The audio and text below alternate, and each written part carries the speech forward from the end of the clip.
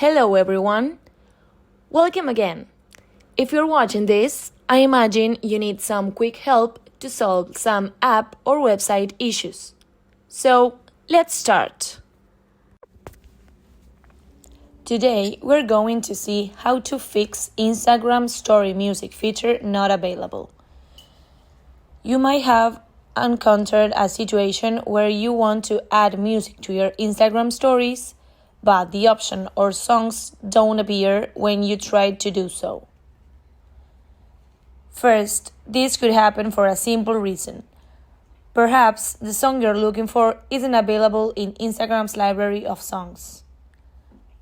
This app has a specific set of songs, and it doesn't include every song in existence. The second reason could be that your account is in professional or business mode, which limits the music you can use since it could be used for commercial purposes. To resolve this, follow these steps.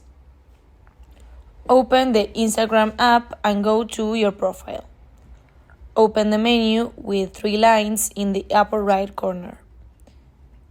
After that, in the chat box, type account and look for the option that says switch to personal account.